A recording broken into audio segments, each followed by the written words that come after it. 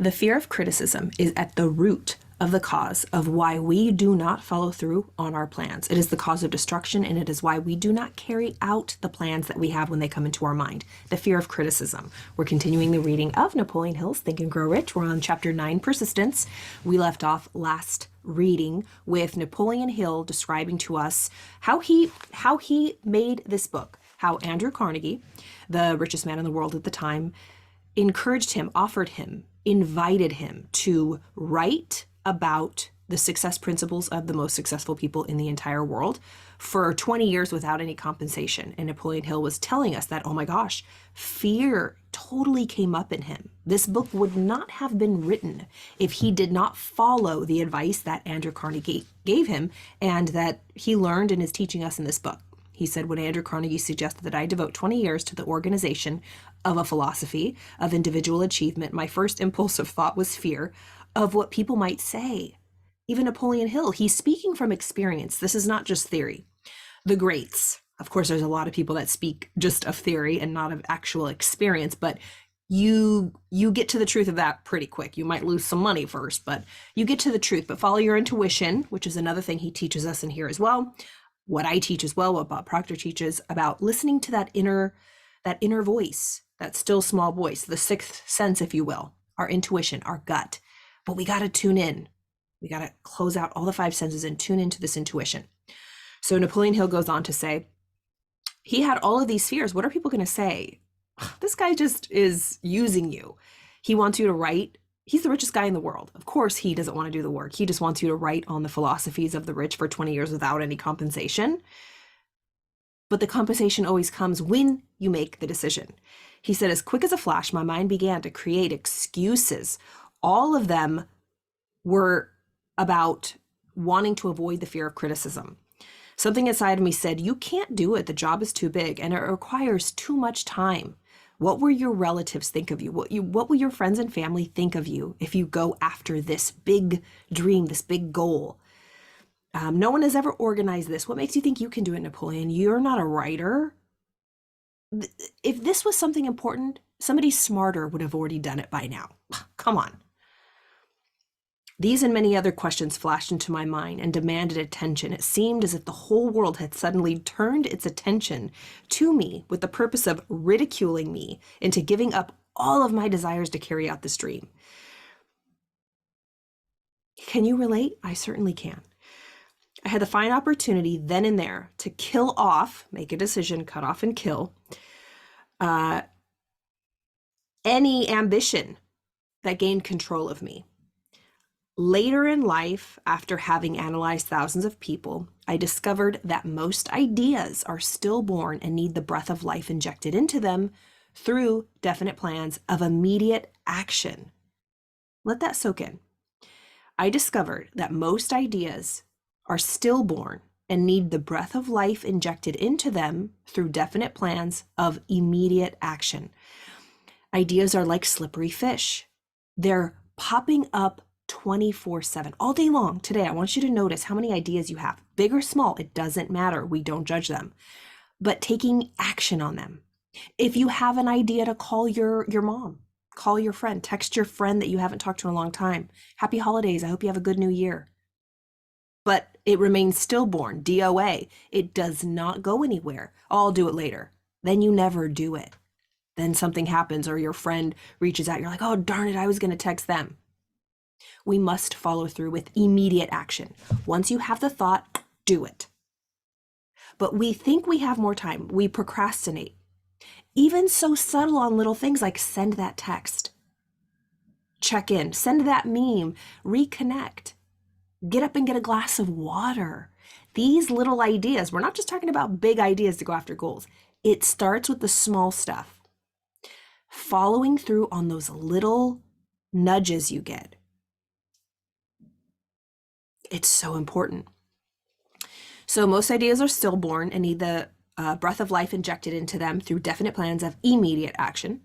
The time to nurse an idea is at the time of its birth. The moment it is birthed in your mind, start nursing it through action. Take action on it. The fear of criticism is at the bottom of the destruction of most ideas, which never reach the planning and action stage. Many people believe that material success is the result of favorable breaks. There is an element of ground for the belief, but those depending entirely upon luck are nearly always disappointed because they overlook an important factor which must be present before one can be sure of success. It is the knowledge with which favorable breaks can be made to order. During the Depression, this is like 100 years ago, right? We can say, oh, we might be in a Great Depression right now. During the Depression, W.C. Fields, the comedian, lost all of his money and found himself without income, without a job, and his means of earning a living was vaudeville, no longer existed. Moreover, he was past 60 when many men consider themselves old. He was so eager to stage a comeback that he offered to work without pay in a new field, movies. In addition to his other troubles, he fell and injured his neck. To many, that would have been the place to give up and quit. But Fields was persistent. He knew that if he carried on, he would get the breaks sooner or later. And he did get them, but not by chance. Marie Dressler found herself down and out. And I remember reading these stories for the first time, and I looked up all these people. It was so fascinating. These are true people. You are these people that future generations will read about, only if you really follow through. Live the life that you want to live. So Marie Dressler found herself down and out with her money gone, with no job when she was about 60. She too went after the breaks and got them.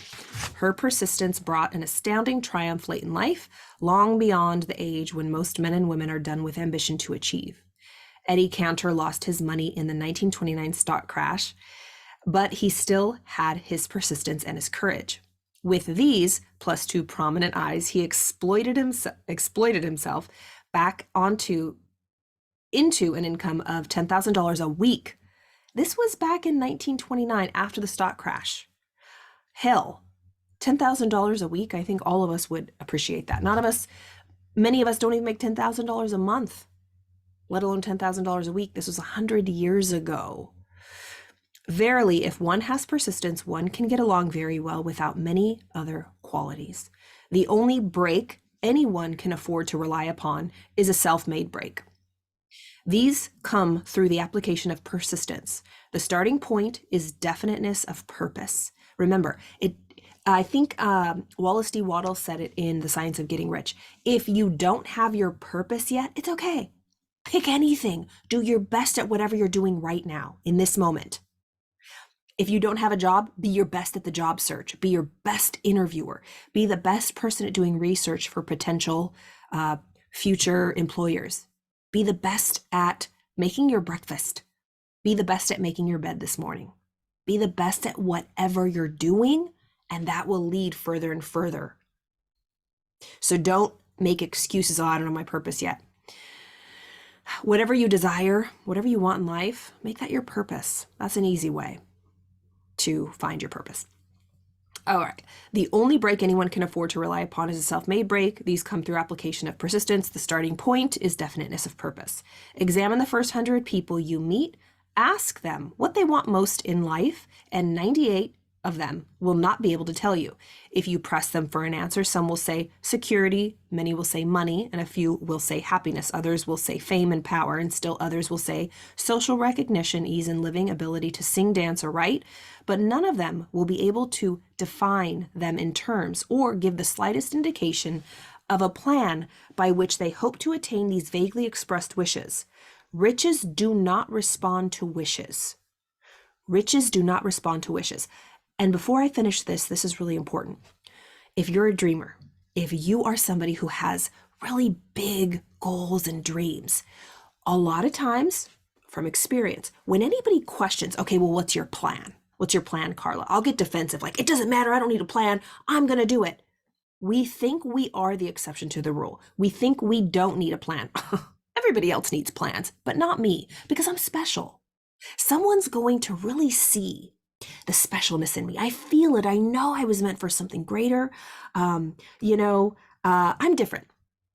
Joe Schmo out there might need a plan. He might need to go to singing classes or get a business coach or get a coach, a life coach or an acting coach, and really work hard. But I'm special and I don't need all that because something's going to pull through. I'm going to wait for my break and my luck is going to come. You can't afford to do that. That will come inevitably if it's supposed to come for you. But while your big break and your luck is coming to find you, work your booty off. Do not wait for luck or the break or you think you're special because you're not. We all are. But you're not different than anybody else. This was such a huge lesson. Like, we are taught to believe, and there's something in us that we think we're different. We think we're the exception to the rule. We're like, something's going to bend and break just for us. And then when it doesn't, or it's taking too long, we get angry and upset and disappointed and pissed like, hey, I swear somebody told me and I had this inner gut feeling that I was going to make it. Well, what the hell? I haven't made it yet. It's because we have just been waiting on this break, this luck. But he's saying we must have a plan. Examine all of the people. So take, for example, I work with a lot of actors, people in LA, anywhere in the world, really. Take everybody who is going after an agent, a career in film or TV or whatever, a content creator. Examine 100 of these people, 100 of the actors that you meet. Ask them what they want most in life.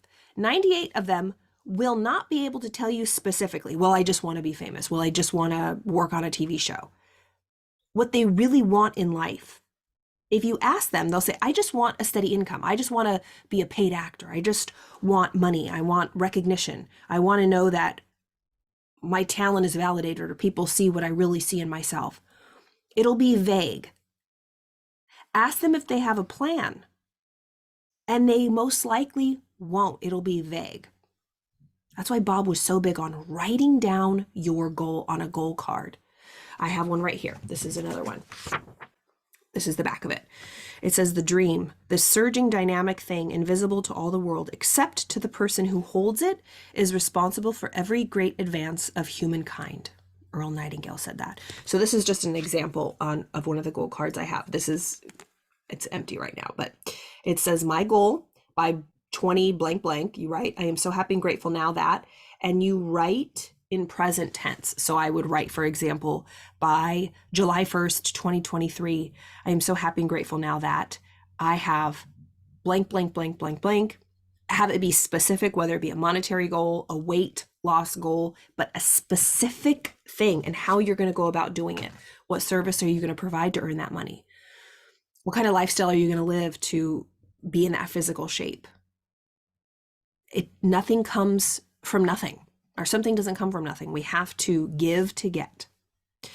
So examine these people. They don't have the slightest indication of a plan by which they hope to attain these vaguely expressed wishes. Riches do not come. Success does not come just by wishing.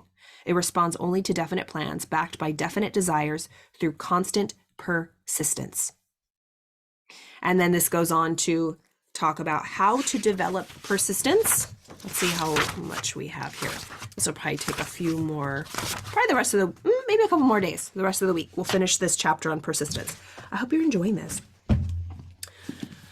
Think and Grow Rich, Napoleon Hill, Chapter 9, Persistence, one of my favorite chapters ever. I read it for 90 days per my mentor, Bob Proctor, had me do that. And it is in my blood and bones now. I live this. I eat, breathe, and live this. Remember, have a plan. Have a plan for your life, because if you don't, you will fall into someone else's plan. And guess what they have planned for you? Not much. Jim Rohn said that. And it's so funny. It's so true, though. Are you living by default, or are you designing your life? Do you have right now a goal you're working towards? Right now, I'm finishing up a goal that I had to run for 90 days straight. Today is day 88. Today is day 88, you guys. I ran every single day for 88 days. I finish up on Thursday in 2 days. And I'm so proud of myself. I'm going to miss it. I'm going to create a new goal, of course. I already have it in my mind. But what are you working towards? This is not just some little, cute book to read or, seminar to take or one stop coaching program or whatever. This is truly a way of life. It's something that I've learned. We watch a lot of free content. We watch people's, TikTok videos, people's Instagram videos, people's YouTube here. There's so much free information. But what are we giving? What are we investing? I used to call it YouTube University. I used to watch Bob Proctor. I used to watch Les Brown, Jim Rohn, Tony Robbins. I love all of the people, Brendon Burchard. I love David Goggins. I'm listening to his new book. I love all of these people, whether it be personal development, spiritual development. I'm always listening to something. But what I realized is nothing was changing. Nothing in my life was truly changing. I kept experiencing the same results. And what was the game changer for me was when I actually invested in my first program. I spent the money at that time. I think it was $2,000 for a weekend seminar in Los Angeles with Bob Proctor, the Proctor Gallagher Institute. I have never looked back. It changed the way I see everything. You get what you give. If you are unwilling to invest, your ROI, your return on investment, will be equivalent to what you invest, which is nothing. If you don't invest anything, you're going to get nothing in return. So it's that law of compensation. If you want something out of life, if you truly want things to change, you have to put yourself on the hook. If you want help with that, I am a very hands-on coach. I don't sell programs that I'm not a part of. I literally am one-on-one with you. Well, one-on-one if you choose to be. But my bread and butter is in my group programs. Thinking into Results is a Proctor Gallagher Institute, one of Bob Proctor's top programs. I'm a consultant of his. But I offer so many other services. So if you want to find out about those, about me, check out all of my videos here. But I have a website, carlaelizondo.com. Please check that out. And I would love to meet you. I am a very real person. It can seem very vague and, people just put out these programs that you pay for and you don't never see them. You never hear their voice. They have no videos. I am here with you weekly, live with you on Zoom, not a webinar, not, type in your Q&A. I am talking to you. So if you want to work with me, please reach out. I hope you have a wonderful week. And the new year is coming up. I think the new year is Sunday. So we have a few more days of 2022 left. But whenever you're watching this, it's every moment is the opportunity for a new beginning. So I hope you enjoy this. Have a wonderful day, and I'll see you next time.